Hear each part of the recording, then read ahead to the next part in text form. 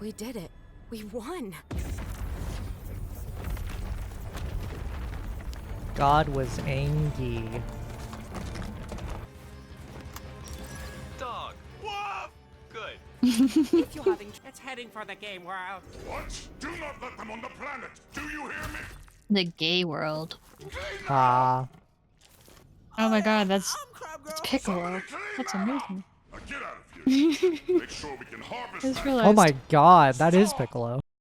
this is definitely like there's passion behind this. I before I have any of my other takes on this, I will say this definitely looks and feels like a labor of love.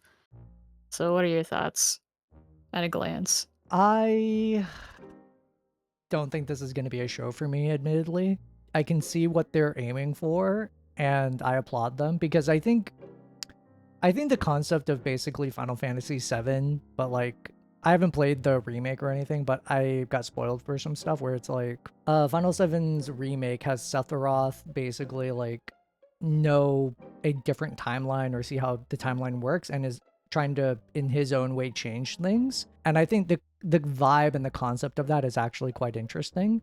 I think in execution it was always going to be difficult, especially with the different tones of the different video game characters that Rubber Ross specifically is doing. Because clearly a lot of these characters are from like children's games. The Lunosaurus is very reminiscent of like, you know, young kid learning stuff. The Super Dolphin is just what I can only describe as like a general like platformer, like Crash Very young Bandicoot. child-centered game. Yeah, Crash Bandicoot type stuff. And I think the core and the heart of it is actually quite interesting, and honestly that's fair and fine. I think the characters haven't really won me over in any meaningful capacity. I don't find the baseball backpack character very charming in the slightest, and I understand they wanted like different character dynamics at play. Like I'm looking at this from like a sort of crafts perspective audience, and as a craft I'm very like I see what the dynamics are, I see what their aim is, and I don't think it's really impressive. And I can already, because if this is what Rubber Ross was trying to do, I could already see why this was already such a hard project to get off the ground. Because if I remember correctly, he's been trying to make this for like decades, if I'm remembering correctly. Really? Huh. Or he's been trying to make it for like at least over a decade. Because since its inception, he's been trying to get it made. And from what I remember or understood, that no one was really biting to make it. And I mean, if he was going to make it with anyone, Glitch is literally the best partner for him, because they're more savvy about the digital internet age than like any of the actual normal studios. But still, I think this was always going to be a rough sell.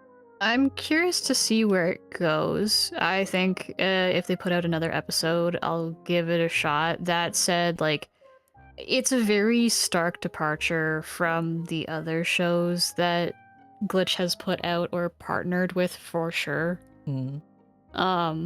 It's so fast paced in the sense that like I don't have a connection with any of these characters other than the fact that like I know who voices them, and it's kind of like it's amusing that way. But like yeah, I don't really like I'm gonna be honest, we have the cat girl, she's literally just cat girl, like break down I think twice after her village gets destroyed, and like I felt nothing. And I feel bad because like I can tell there is a lot of hard effort put into this, but like it just feels very unearned at this point.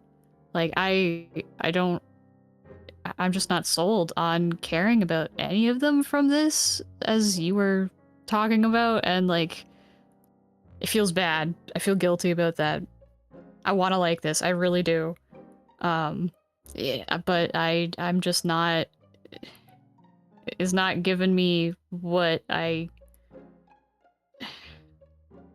don't want to weigh this against Glitch in the sense that like it's clearly. If what you're saying is true, like it does make it makes sense that this was never something in mind for like people who were partnered with Glitch before. This definitely does not feel like their work at all. like even just in like character designs, it just doesn't feel like they're kind of it's just not their vibe. Like I don't know whether you want to put this in or not, but I was kind of shocked at some of the like the way that I think her name is Kit. Like her design is just fundamentally not how the other Glitch productions like think. This is very much like this is I don't mean this in like a necessarily bad way, but you can tell like someone like a man who is attracted to women drew this. And that's not necessarily bad as long as like eventually she gets some characterization here that isn't just like a tearful, well-meaning girl that gets like her bacon saved by the mail-coated baseball bat or not mail-coated baseball backpack thing all the time. Like that'd be great. But it's just like it's jarring to see that come out of Glitch when I'm so used to just not even thinking about that. Yeah. You're used to better from Glitch, yeah. And it's like she's a cute character and like I want to know more about her, but I feel like I simultaneously know too much and not enough about her, if that makes sense. Like I know her backstory roughly enough, but like I don't know anything about her other than that like she means well. That's it. See, this is like one of the biggest issues I have with so hello audience, I'm a writer. One of the big rules that I personally stand by is that you don't trauma dump on your audience episode 1 because your audience doesn't know who this person is. Alex Hirsch brought it up before that like one of the most important things, if not the most important thing to any story, is characters. And I think he talked about the distinction between movie characters and TV show characters. Movie characters basically operate as like a spectacle. It's like, yeah, that's a celebrity. That's something that you don't necessarily see every day. And so it is a spectacle to see them. TV show characters, or rather series characters, these are characters that you want to treat basically as like your friends. These are people that you are going to check up on every so often. And so kind of the emotional undercurrent here is like if a random stranger who wants to be friends with you just begins trauma dumping on you, that's not really a great way to make a first impression, nor is it a great way to make you engaged with the character because immediately your audience is like, whoa, I don't really know you. And I think this was always going to be an uphill battle because the specific subject matter of what Ross wants to tackle here is clearly like what happens to all these video game characters after their games are done and how does that make them feel and how do they want to go about this before we get into what I can only imagine is like Super Smash Bros. Territory.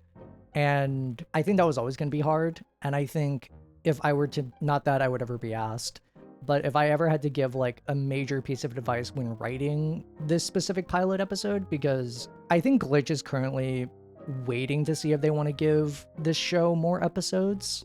Like for all intents and purposes, Glitch shows tend to run, what is it, like 9 episodes, generally speaking? And so you kind of want to have the story wrapped up in that part.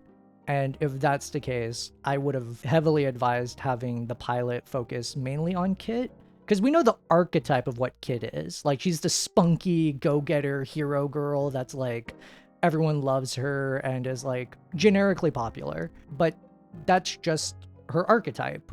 We don't actually know her. We know she has PTSD, and she feels bad, and she wants to help other people and inspire them to make good and right choices. And she also met Sephiroth, or what is a character who's clearly a parody of Sephiroth. And that's really all we get. And admittedly, I don't find the show as funny as any of Glitch's other shows.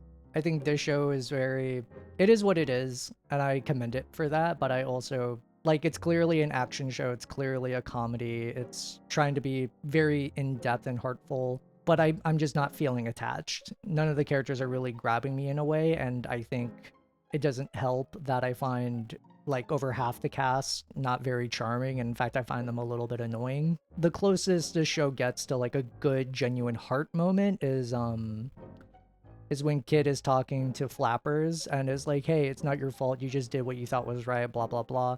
And I'm like, okay, that's something. That's charming. That was almost earned. Yeah, it was almost earned.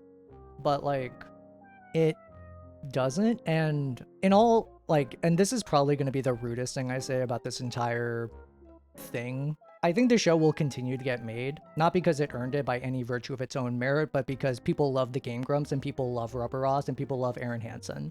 I think this has enough big influencer people behind it that, like, it will continue to get made and maybe it'll get better over time. But as a virtue of the pilot by itself, I would love for them to take notes. by virtue of the pilot and how it stands right now, I don't think this earns any real sense of goodwill from me other than like indie creator who is an indie creator who I'm trying to be supportive of. Like, I'm glad new stuff gets made and I'm glad stuff that studios would never generally greenlight gets made, but also as it is presently presented would warrant me watching more. I definitely think that they need to go in and get some actual, like, I think Ross, if he is like someone who has final say on a lot of writing, he needs to humble himself and get like an actual couple writers in the room he trusts to give him some hard advice. Yeah, I appreciate that this is clearly, it's so weird to say this because it's like we're young, quote unquote. We're still young, Nikki. It's a bit odd for me to say this, but it feels like the internet giants of olds are like making themselves known in like these productions, and it's so weird because I feel like a lot of people my brain's trying to parse together the discussion about generations of people and like where they lie and everything, and I think very earnestly that I mean, the Game Grumps are like in their 40s, roughly. Like, I know Dan is like in his late 40s or something. Like, and Aaron's like in his early 40s, and I imagine Ross is similarly aged.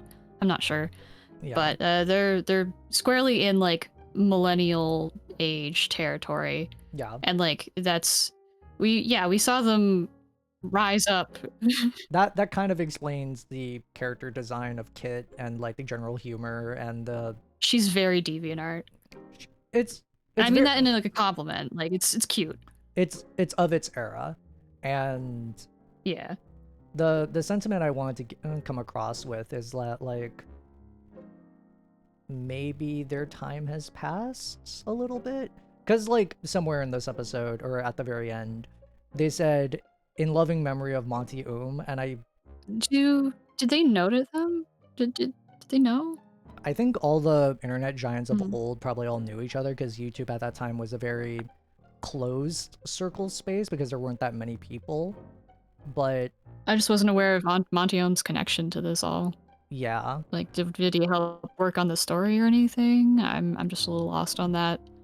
I'm gonna guess that he probably had a connection, like as a friend, to help brainstorm the concept itself, but I think that's really about it. Mm. See, Monty Ohm also got a chance to tell his story that he wanted to tell with Ruby. Granted, H Bomber Guy has a full video essay really tearing into Ruby and the entire production. To be fair, that was not just Ohm's fault. That was a lot of Rooster Teeth being a nightmare. I will take your word for it. In the context of this, it kind of makes me think that like, you know what? The more I thought about it, the more I'm like, well, all these other indie creator showrunner people have been online for like 15 plus years, and YouTube's been around since like 2008. So like, yeah, maybe I was getting too ahead of myself when I was like thinking maybe it's time for the internet giants to like chill for a bit and let a new generation kind of take forward. But meh. Not to bring the bomb that is like Spindlehorse into the room, but I guess to bring the bomb that is Spindlehorse into the room, there's a lot of people who they have critiques of Spindlehorse's the whole story stuff, where it's like it does feel like they're trapped in 2013 a lot of the time with their logic and like Humor. just how they write stories and yeah, their humor. And I would hate to see Rubber Ross and everyone involved have like their hopes dashed by being stuck in one era and not being able to like adapt a bit and like learn and grow and have it do marvelous things for these characters they clearly have a lot of love for. I think regardless, Rubber Ross is gonna get to do what he basically wants to do, which is basically see this story finally come into fruition through animated light and everything. And undoubtedly it's gonna be popular. Fandoms are fandoms. They'll support something regardless of quality a lot of the time. And there's been a topic that's been batting around in my mind for a while where it's like, and I've told you about this before, where I think genuinely audiences don't know the distinction between high production value and like a good story.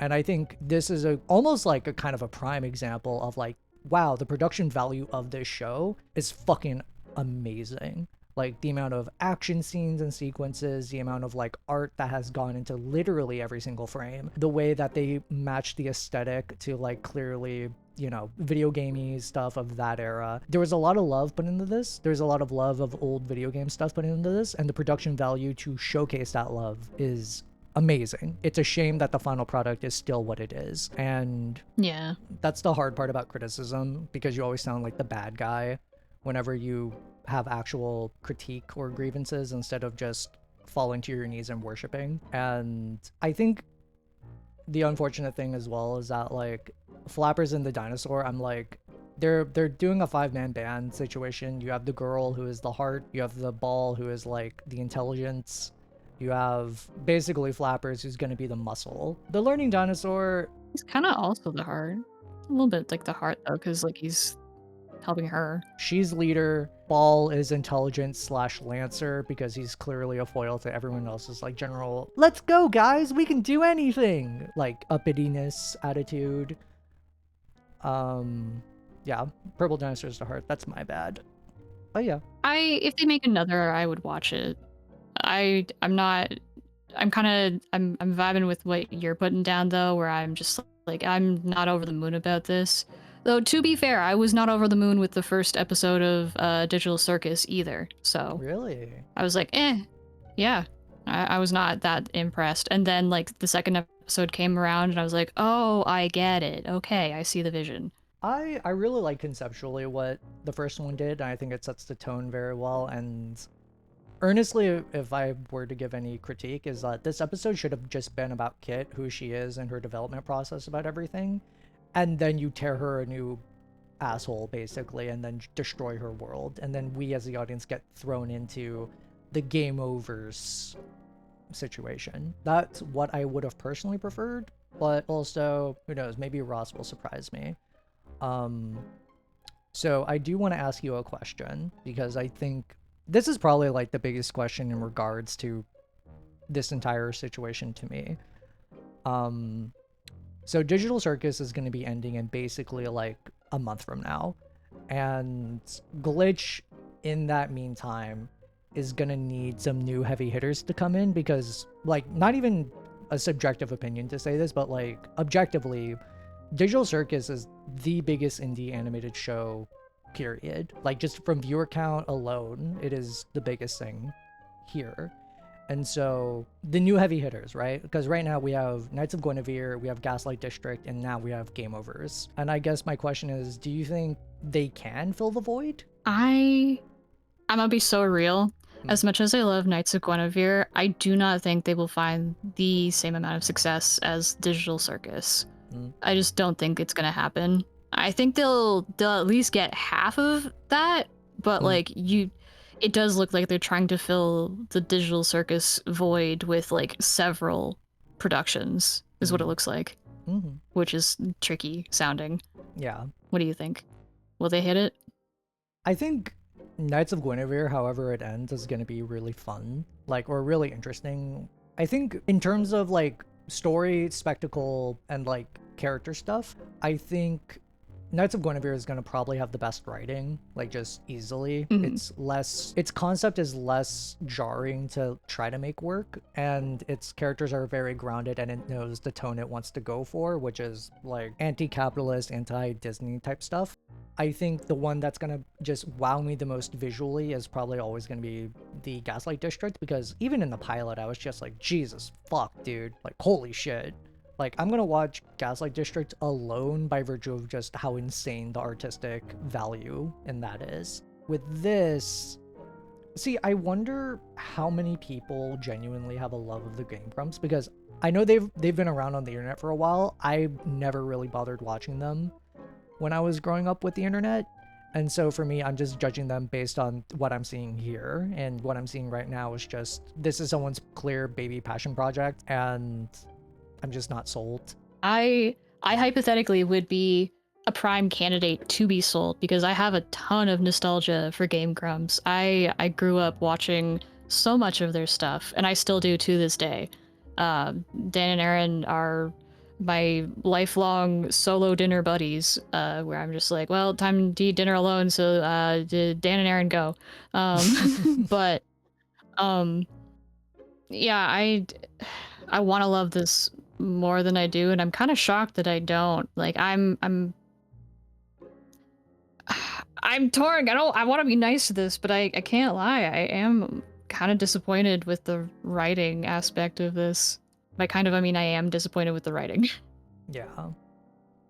Like, I don't think the writing is actually noticeably that bad. I think most audiences are probably going to watch this with a relatively uncritical eye, and if they do so, they're probably just going to have a fun time with it. It's not bad, but it's definitely like it's giving the era of what's it called? Oh shoot. I'll definitely think about it after the recording, but it's like giving very much the era that Aaron and Ross grew up in, where it was a lot of flash animation. It was a lot of very young animators doing just whatever they felt like. It was very fast-paced, very gratuitous in what the animator was interested at the time. It very much like comedy-based. And don't get me wrong, like I'm for that, but at the same time, when you're looking to garner a general audience now, you're not looking to get like niche people who are the same as you. Like you are, but you aren't, right? Like you're trying to... If they made this, okay. Depending on who this is aimed for, because I always make a base assumption that it's for a general audience, and it's not. Or generally speaking, it's not always a general audience, because like, so Critical Role, for example, Critical Role, whenever they made their adaptation for their show, they don't make it with general audiences in mind. They did it explicitly for the Critical Role fans, because the Critical Role fans were basically the thing that got Vox Machina funded to begin with and everything. And so like, on that front, I'm like, oh, okay, cool. If this is not made for like a general audience, fucking go off, Kings. Like, do you? Like, if this is just for you and specifically for your fans, yeah, man, do you? Like, the thing is though, they're with Glitch though, so like, can this translate to what Glitch fans expect from that company? And I'm not so sure. What do you think people expect from Glitch? I don't have the right words for this, but it does, like, as I was saying, I think at the beginning of this, for my interpretation, the vibes are not the same as other Glitch productions, and you can clearly see that through Kit. I'm sorry, I didn't catch her name fully. I'm pretty sure it's Kit, because the baseball is Caboodle. Yeah.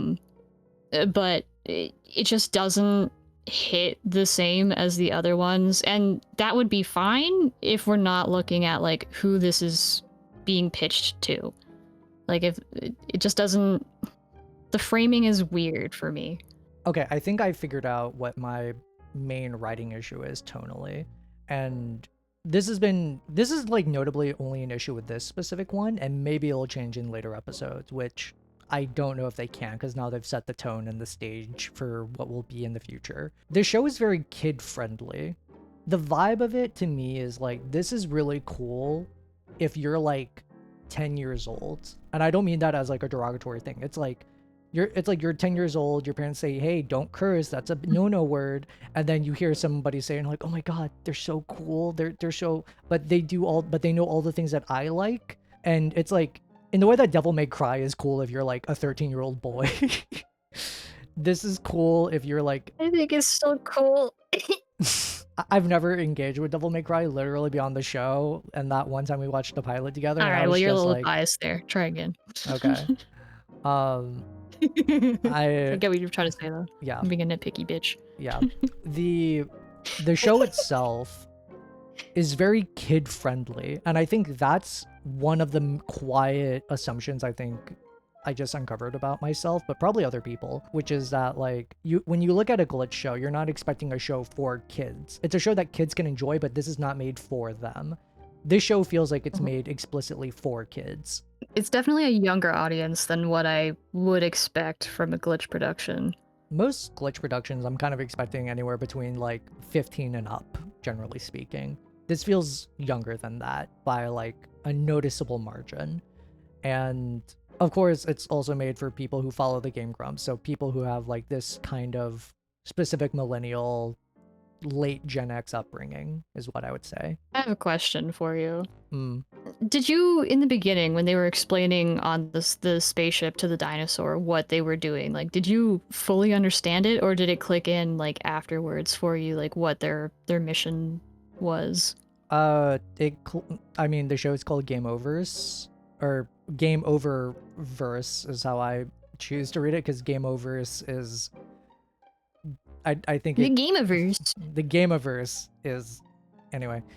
No, I got the base premise when her world got blown the fuck up. I was just like, oh, I see, Sephiroth is coming in, or Sephiroth is coming in, and I only know that explicitly through cultural osmosis of whatever Sephiroth was trying to do in his Final Fantasy remake situation. Like, I only understand because of cultural osmosis. See, I did not get that. I was confused for a long time. I was like, why is Sephiroth here? What happened? Why are things exploding? And then like I didn't get it when they were explaining to the dinosaur, and just by the last half, I was like, oh, okay, so like their goal is so that the villain has to win so that nothing explodes and dies. Basically. Got it. Okay. And then like it was concrete by the time the dolphin messed up and beat the final boss. Yeah. I was like, okay, this is visualized for me now. Yeah. Because in the beginning, when she was fighting the robots, I was like, who are you? What are we doing? You don't look final bossy to me. You just look like minions. Yeah, I agree. I wonder how this show would have done if they picked other genre of video game and characters to play this out as like our main cast. Because like, I think genuinely if there's so many ways this could have gone out, like conceptually, because what you have are basically video game characters who, by completing their game and doing their main quest objectives on a personal basis, it literally leads to the destruction of the world around them. And the characters are going to learn from that, and they're going to be better about that. And now I'm going to be showing my whole ass here when I say this, and this is probably going to be like, God, this creative autopsy is not going to be a very popular episode. My big fear, genuinely, is that we're going to get some very centrist, liberal political stances or beliefs, where it's like, hey, I know the world ended, but we stuck by our values, and really that's the most important thing. And I think to say that repeatedly across however many different worlds that had to be destroyed for you to maintain your personal beliefs, that's my biggest fear. That's my biggest like, oh yikes, I don't know about this one. And it's a belief that I find a lot of Westerners generally have. This idea that like your specific beliefs and structural and cultural values mean more than literally the entire world. And it's like, you have to live with that decision. But like, you know what? I'll show a little bit more of my ass. It's like when We going full cheek. it's like in Avatar. It's like in Avatar where like Aang and Katara have very similar traumas, where Katara like saw her people literally systematically get destroyed, and like her mother burned and killed right in front of her, and how Aang basically dips and then comes back to seeing his world destroyed. It's like these are both traumatic, yes, but I argue one of these traumas is much more raw and much more compelling and like hurts way more than the other one. Because respectfully, from Aang's perspective, he took a nap and then he woke up and everyone he knew was gone. And in the context of like Katara, it's like, this is very real, this is very raw for her, and she doesn't know what she can do, really, if we're being honest about this. And This is more abstract. yeah, every single death here is abstract. We have characters that we are supposed to care about by virtue of the fact that we understand the archetypes that characters are playing. It's like, oh yeah, you know, like the big guy was probably like the big guy over in the beginning where we see like, where's the family? Like the family unit here. It's like, oh yeah, this is clearly like a big the cat from Sonic situation. This is probably like Mama Cat or something. And this is like best friend character, scrappy intelligence person, whatever. Like we know the archetypes, but the archetypes never bring us to actually giving a shit about people or characters. It's when characters actually win us over do we actually want to stay around and commit and love them, basically. And that's really the hard part about this show, where I think it's relying on the audience knowing a lot of referential cultural bits, because if you don't have that, like functionally speaking, fuck you, you're lost. I do like the art style. It just like the crisp lines. It's nice. I'm down with it. I vibe with the style when we're like doing this kind of stuff. It's cool. Yeah, it's very reminiscent of like the old era of Flash, and it's good. Very Cartoon Network. I remember the old Cartoon Network. Those were the days.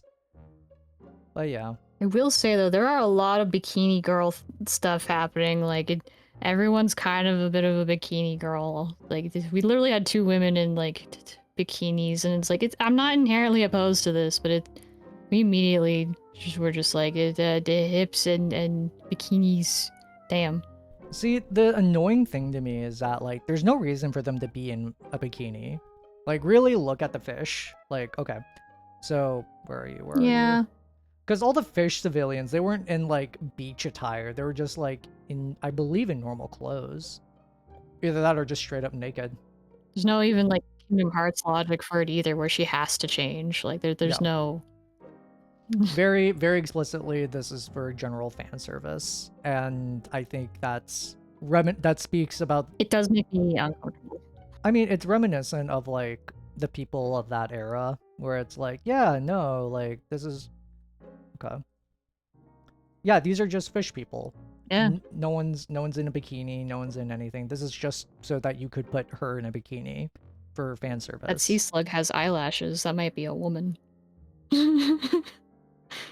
Sea slug men can have eyelashes. It's like this guy. They can, but I'm. Yeah, I know. I'm not sure on this show's logic, right? Yeah. Yeah, Man, this sucks. I really don't want to be so critical of this show, but like, I think if we're both being very fair to this, I don't want to just say, oh, it's good because of nostalgia. I don't think that's right. If I'm taking away my genuine criticisms aside, at the end of the day, the show is a fun time, or as fun as it can be. Because when I was looking at the show, I was very like, oh, this reminds me of like, Wander Over Yonder with like the big evil guy voiced by Piccolo, where I'm just like, oh yeah, that's like Lord Hater's like first introduction. Or like the villains are very like Team Rocket-esque, because they're like, yeah, here's a pathetic, not really flamboyant, but just here's a pathetic man. Soggy paper man. Yeah, here's a soggy paper man, and then here's like our very haughty, like I don't mean haughty as in this is a like attractive woman. I mean haughty, Haughty. Who is like who does like the old anime like woman laugh with like her hand under her chin, you know what I mean? She's very Jessie coded, yeah. Yeah. It's like that, and it's like, okay, cool. And then you have the actual big threat guy. And I think so this is something I've had like noticeable beef with for a while, where sometimes referential humor can be fun. Like earnestly, I do think referential humor can be fun. My beef with it is that you're just doing the thing. Like just referencing something shouldn't be enough. You should actually be building further upon it or exploring them in a more in-depth way. Because respectfully, if I wanted to see Jesse and James, I'd just watch Pokemon again and just watch all the episodes about James and Jesse's backstory, where they're very sad and actually very emotionally tugging at my heartstrings, as opposed to two characters who are trying to basically be Jesse and James. Really hope the blonde lady gets like any relevance to the plot, because she was kind of pointless in this. She sure was there in a bikini for most of it, and like I just don't. Why are you here? Like, what is your purpose? To wear bikini? The purpose is to give Team Evil, like, a woman. We're an equal opportunity villain organization here. Okay, but I raise you. Just send him with the crab. Apparently, that is also a woman. No, the crab is eating, and also would be a pain in the ass to animate. I'm so depressed right now for reasons I can't articulate. Like, was this angle necessary? Yeah. Okay. Man. It's like, you know, it's a bikini bottom, and it's like, yes, I understand, and I also know what they're doing, and also, just because you know what you're doing and you're not shying away from it doesn't make it more, like, I don't know. I wouldn't be opposed if they did like other swimsuit designs and stuff, because I don't have an issue.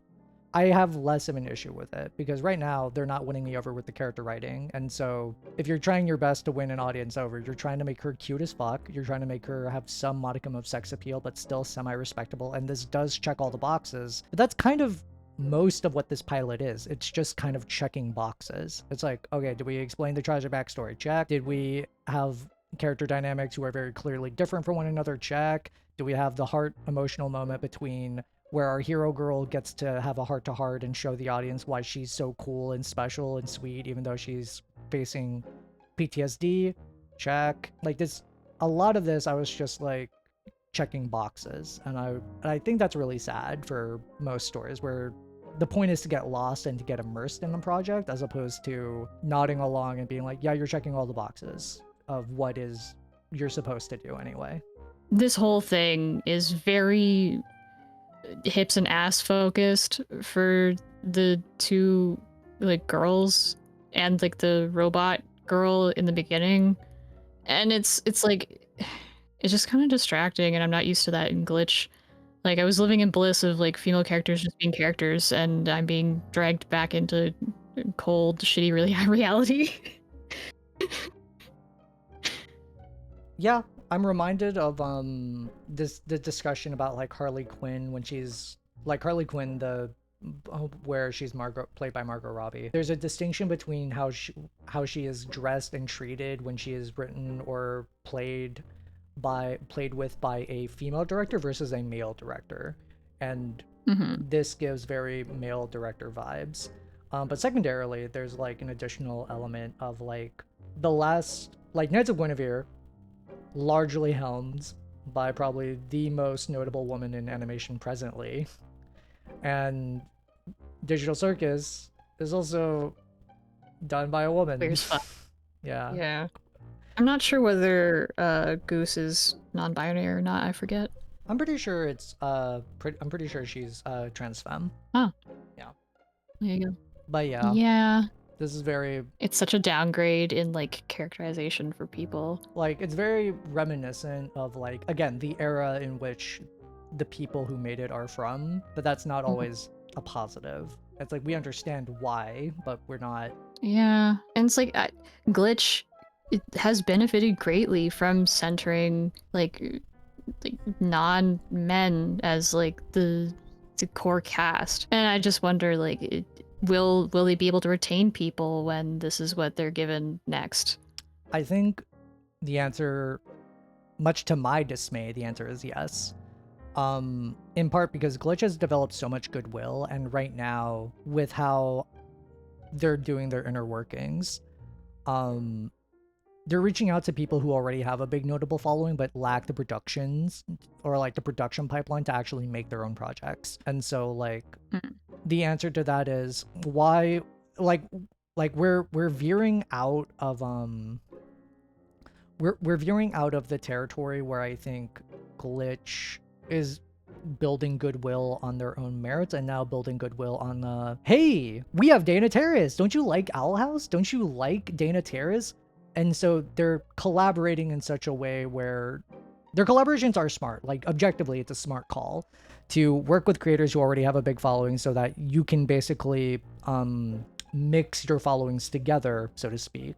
But in reality, it's Glitch getting a bigger following from from people who are already big and who don't really need Glitch's help to make them bigger. You know what I mean?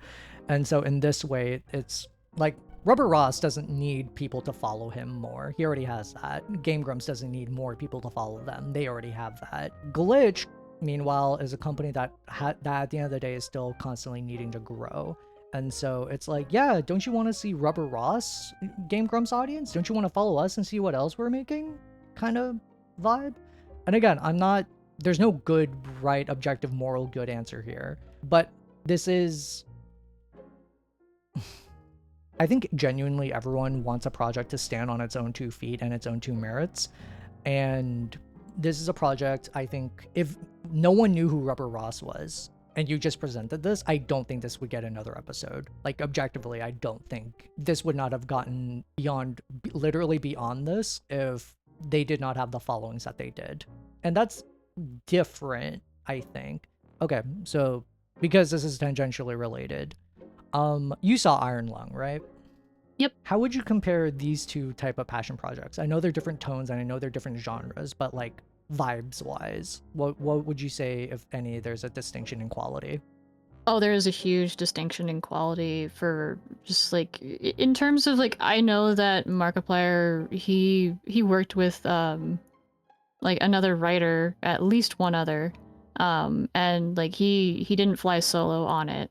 And it shows that he was part of the writing process, but it also like there is clear like professionalism on the project too. And that I think really saved it in terms of like Mark listened to other people and what they had to say and like offer in their expertise.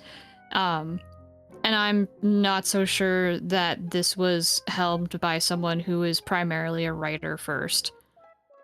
It's giving, especially like it bleeds through Ross and Aaron's personality and what they're interested in a not always bad way, but it definitely is giving like animation passion first, writing second, maybe third. And like, yeah. Nikki's heard me complain about this like easily over a dozen times by now, but like I love a lot of indie animated pilots stuff actually. I love storytelling just as a craft and as like a thing in general. And truly nothing has made me more annoyed than seeing a lot of specific, not even specifics because I don't want to name specific projects, but like nothing has made me sadder than seeing my craft of what I do be so genuinely dismissed by people who do visual art specifically and proceed to think they can do my craft by virtue of the fact that they have either a big following or by virtue of the fact that it's their special scrungly. And because it's your idea, that gives what I would generally consider a false confidence that you know how to best execute. Just because you have the idea doesn't mean you know how to storyboard a scene, doesn't mean you know how to character design a scene. And a lot of these indie animation projects, oh, I don't know how to storyboard, so I'll hire a storyboard artist. Oh, I don't know how to character design, so I'll hire a character designer. Writing, I've never written anything before in my life. Of course I can do that. And that specifically is just never a consideration, and which only really amplifies how disrespectful that is. Because the reality is, just because you have an idea that you really love doesn't mean you understand themes, doesn't mean you understand character writing, doesn't mean you understand pacing, doesn't mean you understand all the general giant core mechanics of what makes a good story. And a lot of the time it shows. And I think more disappointingly, a lot of the time it seems like a lot of audiences don't care because they're just kind of like worried or thinking about some other stuff. But I digress. Writers need artists, artists need writers. Animation is inherently a group project. You have to work together. And I know why they never like ask writers or they never find writers to do it, because it's like, yeah, we're already spending so much money on this. Why would we pay a writer like anything to tell me how to do my idea better? Pay someone to have ideas. I have ideas. I don't need to pay someone. There's a distinction between like putting words on paper and writing. And I think that's like such an annoying level of discourse that I really just get frustrated by. Like I am primarily an artist. I try to be versed enough in writing that I can hold a conversation about it and like do my own writing. But if I was given the opportunity to go and like pitch to Glitch, I would be going to my friend Tommy and be like, please help me, dude. Oh my god, please. Help, help, help, help. Because like I can't do that shit on my own. That's not my wheelhouse. It's important to learn about other disciplines, but it's not my discipline, you know? Yeah, one of the great things about our current age that we live in is that we do get to specialize if we so choose. And I think people should do that because I think trying to do literally everything all at once is going to get you killed, burnt out, both a lot of the time. Mm-hmm. But yeah, like just because like I try to be like I know roughly what I'm being talked to about. It doesn't mean that like I'm able to go and like do a whole script for someone to go and pitch with. No, I've tried that before, and guess what? I never did it properly, like for other reasons. But like I just didn't do it right. I was not at that point with my stuff because I'd spent most of my life drawing, not writing. It's hard. Both things are hard. Both are of equal value in my eyes. That shit difficult. Why does the robot kit have a bikini bottom? You know why. Look at the clown on the ship too. She's also like just full on like this is for someone to specifically like they designed that for them. The self-indulgence in this is crazy. Like this is a specific kind of self-indulgence. Also, bikinis are just easier to draw, I guess. Mm. And have immediate gratification. I don't know Rubber Ross, but I hear he's an art person, person. Erica Lindbeck. She follows me on Twitter. She's from Knights of Guinevere. Yeah, I heard that there was like a lot of notable people. Christopher Sabat, my beloved. I'm so parasocial with Christopher Sabat. I'm like, oh, hello, Piccolo and Vegeta. They really want to put her in pretty outfits. Yeah. We live in an era of, look at my special scrungly. Don't you like my special scrungly? And I'm like, okay. Dress up your baseball. Give him a little bikini. Yeah, put him also in a bikini, thank you. I'm just going through the list to see if there's anyone that they attribute to writing or if it's literally just Ross. Oh, they got Tim House Canada to do this. Oh, Canada. Ace Attorney, Joke, creative vocalist, head of consumer products, product designer, development logistics, licensing manager, merch, licensing, chief of staff, executive assistant. Wouldn't they have the writers like before this? Producers, development producer. No, they literally just don't have writers. It's literally just Ross. Oh my god, they don't have writers. Yeah. Alright, that explains a lot. Oh my god, they don't have writers. Yeah. That explains everything. If anything, it's literally probably just Ross and Aaron and that other person. Oh god. Who's that third person they listed on here? Yeah. Alright. Oh my god, they don't have writers. Yeah. Okay, so top critique, get a writer, at least one, if not more. Give him a friend. Ah. I love people not appreciating what I do. I love it. Yay. Bruh. I'll do it for free too, like, dead ass. Like, Christ. Like, it doesn't even have to be me. Like, I know plenty of other writers who are big fans. They could probably also do this. You're telling me not one person from Newgrounds didn't become a writer type person with you guys? Not one person. If you want someone who's familiar with Newgrounds humor and like that kind of graduating era of animation that they are clearly very attached to, that's what I was forgetting before, is they grew up on Newgrounds, where there's a whole bunch of Flash animation. I didn't go there. That was before my time, just slightly. If you want, there has to be someone of their friends who like is familiar with that tone, but also can like translate it to writing. There has to be. I want to check out Knights of Guinevere's end card to see if they also have anyone listed as a writer, because I know more about the inner workings of Knights of Guinevere's production than I do about any of the others. So this one, I'm like, okay, yes, there we go. Created and written by Yeah. Terra, Zach Marcus, John. Yeah, They all did the Owl House They're- together. Like, they wrote that together. yeah. Created. Yeah, at least Gooseworks credits herself as a writer. Like, see, normally I'd be mad if you don't have more than one writer in the room, generally speaking. But in the context of Gooseworks specifically feels like she was made in a lab to do indie animation. The resume writes itself. Literally. Like, Gooseworks is truly such a powerhouse in what she is. I've never seen someone who can voice direct, regular direct, storyboard, character design, animate, write, do music. Like, I've never seen someone who's so genuinely multi-talented in such a way that is so specifically skewed towards animation. And it very clearly shows a lot of the time. There's like one episode of Digital Circus that I'm not too hot about, but literally just the one. Everything I feel like else there is was fine.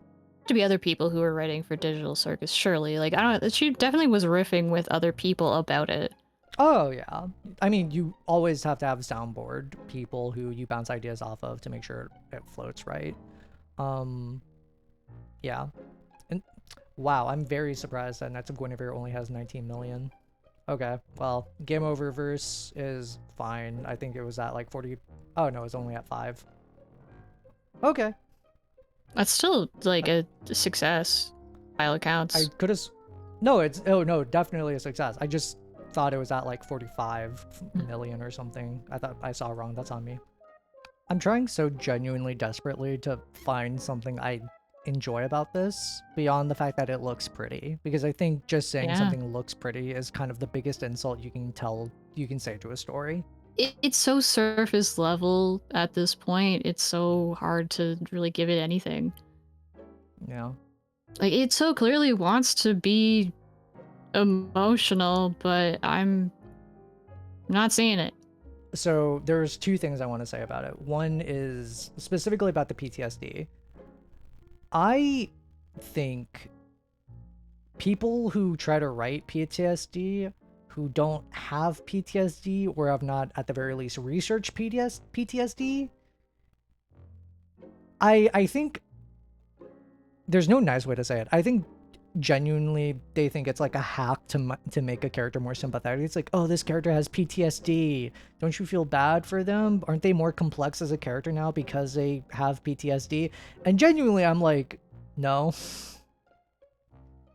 I think PTSD became shorthand to write something interesting. And I think that's like one of my biggest writing critiques about GameOverse, where it says a character has PTSD and shows us the character having like basically a panic attack of sorts, but like it's not in such a way that I would deem engaging or even honest with the condition itself. And I think people like, or specifically of that era, I think giving characters PTSD, like this is very like it's like roughly around the early times of Steven Universe, where we just talk about PTSD. We talk about like these horrific mental conditions that these people have, and it's supposed to be almost a substitute for like having an actual interesting character. Like if a character loses an arm, they're not more interesting because they lost the arm. You actually have to write them to be interesting. And that's like my big critique here, where Kit is cute, she's charming, but like giving her PTSD feels like such a nothing action that it feels like it's just done to try to make her interesting or to make her more interesting than what she is. And I don't like that. That's To me, it comes off as like survivor's guilt specifically. But even then, like that's kind of more nitpicky in the sense, like it still stands what you're saying. Like it doesn't hit home with us because like I don't know the choices that she made other than like she fought two people who are supposed to be like her and Kaboodle's shadow, obviously, like in terms of tropes, like the two robots. Like that's all I know is she fought them, and it's like, could we have gotten more of her attitude? Like, was she more of like a stalwart, not a stalwart hero, but like she more like firm in like this is how you help people, no ifs, ands, or buts. Like there's it's such a it's way too soon to be giving us anything about her complexes. We should be sowing seeds of this. Like she should be messing up way more. That's like genuinely one of the most fun aspects of storytelling with your audience. Your audience, most audiences are at the very least more intelligent than I think most people give them credit for. And part of the fun of storytelling, part of the fun of writing is having your audience try to sleuth out what you're doing. And sometimes if they guess right, then like they get the, aha, I was correct all along. My theories are correct and valid. And they get very gremlin-y about it in a way that I think genuinely is fun. It's fun to suspect and guess what is going to happen. And even if you're wrong, it's still fun to be wowed by it. In the case of this, it's like, instead of showing, instead of laying it out so point blank, I think it would have been more effective to just show her like going through something and then having your audience be like, what the fuck was that? But yeah, have her like project onto the next character they go and try to save, or like like without like showing us that whole flashback. Give us maybe a piece, and then like have her try to make a character do things her way, and then like it screws up everything. Like I don't know, just give her more complexity. the idea that you project onto what is basically Crash Bandicoot is really funny to me. Crash Bandicoot, you're not a bad person for letting people die, okay? You didn't know any better. And Crash is just like, what? it's like, it's not that deep, man. And then, but for her, it is that deep. And I think it's like, that would have been fun. But again, that's like, if you had a writer, but I digress. There's a line in the beginning. There was a line in the beginning where like they're on the spaceship and the baseball. I'm just gonna call him the baseball. Caboodle is a mouthful. The baseball was like sometimes you have to do things by like the mission parameters or something to that effect, and like we never touch on that because she was like, we're picking up after the trailer thing that everyone saw months ago. After the dinosaur world, and like there's no precedent for that line. We don't know how she behaves on missions. Yeah, like you could have shown us her actively doing that during this mission, but like by all accounts it seemed to me that she wasn't like doing anything weird. She was just like trying to do her mission. Like she wasn't trying to save extra people. She was trying to get the hero to not do the thing. She was just trying to find the hero, and she just didn't get a clue that that was the hero. That's all she did. She didn't actually have like a moral like quandary of like, do I try like I think they were trying to allude to that with her letting the hero dolphin know, and then like the game pausing or something. I think they were alluding to that, but it's just such a weak moment. This just makes me want to play Final Fantasy VII. Because I feel like if we want to talk about a story about changing your fate and your destiny and stuff, I just play Final Fantasy VII. I told a friend I would. Yeah. But no, I agree with you. It is a genuinely weak moment. God, I would love to see them get actual writers for this. Not that you can't like vibe with your writers and like do it collaboratively, but you need someone to tell you no when you're just going off, because this is what you fall into. And whether you listen to them or not is your own damn fault. So there's a sentiment that I have where it's like a good story will stick with you. A good story will like hook you and engage with you, and you will remember a lot of the details of it, right? And people are like, no, you just have a good time. That's all that matters. And it's like I like you've heard me do this before, where it's like, oh yeah, you like you said you like Pixar's Up, right? Yeah. What's the name of the bad guy in Up? And then most of the time whenever I ask that question, everyone's just like, oh, fuck. What is the bad guy in Up? And it's like, it's okay to say you like parts of something and not the whole thing. It's okay to say the first 10 minutes of Up are like probably the best thing Pixar has made in a long time. But it's, I think, deceitful to say that Up was a good movie throughout. Kind of in the same way that I think it's like, acknowledge the parts that are good and say they are good, but don't pretend the entirety Don't pretend that the whole is better than its shining parts. That is my final verdict. That is my sentiment about this. That's Man, fair. yeah, I feel like we're gonna piss off however many people watch this. Or who knows, maybe we have sycophants who will just tell us we're right, actually. Well, put in the comments whether you think that we're right and righteous and glorious, or whether we suck and we should go kick rocks. I think it'd be really funny if every subsequent video I make, someone just says, like, this guy hates GameOververse. And it's like, yeah? Yeah? You think GameOververse is good? Tell me the name of the baseball. Go. Tell me the name of the dinosaur. Honest, we literally just watched it and I cannot tell you the name of the dinosaur. Yeah. Yeah. But yeah. Alright, I want to stop the recording.